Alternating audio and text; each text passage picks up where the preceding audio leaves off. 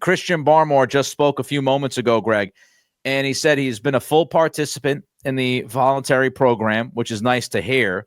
But even better to hear was that he expects to be able to play week 1 and said he's not afraid of any recurring issues with the blood clots. Just, of course, this is a medical situation. Anything can happen.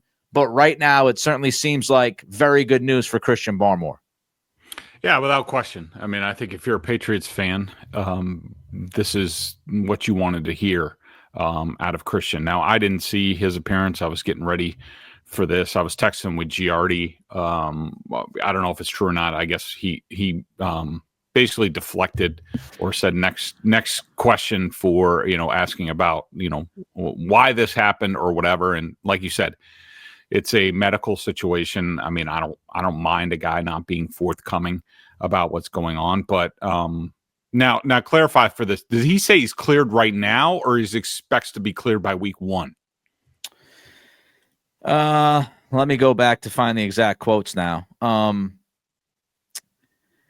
Mike Reese, things can change between now and September, but do you anticipate being ready to go week 1? That was the question. Barmore, yeah, that's the goal. I have to keep following the medical team, but everything is looking really good. And Andrew Callahan said he says he's been cleared for football activity this spring and is not afraid of the blood clots will recur again. There it is.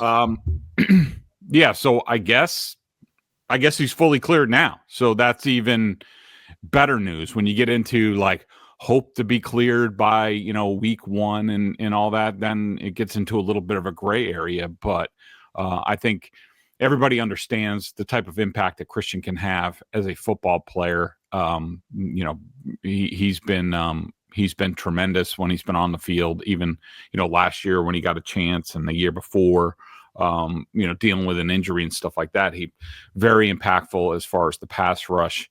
So it's really good news. I'm sure there were lots of Patriots fans, and I would get these sort of tweets or questions from BSJ members about they were wondering about Barmore's future with the team, and they signed, I think, a couple, 1 or 2 journeyman defensive tackles, and people were wondering whether this had something to do with, Barmore. I never thought that. I thought it had to do more with depth. But after today, I think everybody can breathe a little bit easier that, Christian's ready to go, and I expect him to be a major part of this football team going forward. So far, it's excellent news for the football player, but also the human being. You obviously don't want to see anybody go through what he had to go through last year, and he's such a young guy in his mid-20s. So first and foremost, excellent for the human being, Christian Barmore, that it seems like things are on the right trajectory here. And then you talk about the football part of it, and it's big. It's a big impact for this team. It's a big impact for this defense. I did want to ask you, because Barmore also mentioned, and we heard some of this, Greg, earlier in the week from Milton Williams about how they're trying to beat each other to the facility. Barmore said that they're also pushing each other a lot in the weight room. Let's say Barmore's back. And I don't want to put the pressure on Christian after what he went through last year. Let's just say he's 80%, okay, for argument's sake. 80% Christian Barmore from 2023 and Milton Williams. How good do you think those guys could be as a tag team combination?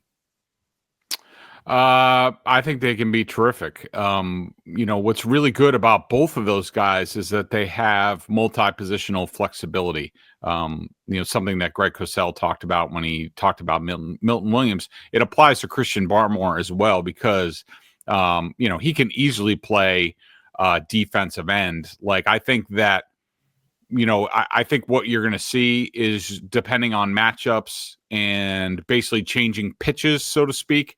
Yeah, I think you're going to see a lot of Barmore and Milton Williams. I think Barmore will be more of the guy sort of shading the nose, whereas Milton Williams is more of a classic 3 technique. So he's on the outside shoulder of the guard. Think Warren Sapp when you're talking about basically ideal 3 technique.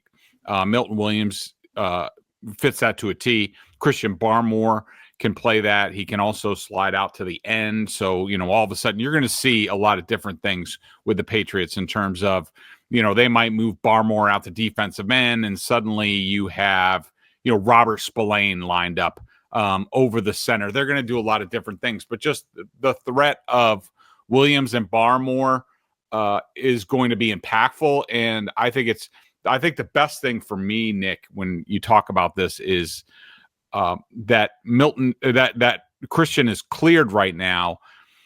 Milton and Christian, they need to get as much work together as possible because they're going to have to learn each other and their tendencies and what they like to do in the rhythm and things like that. So the sooner they can get that done and on the field and doing it, the better the Patriots are going to be.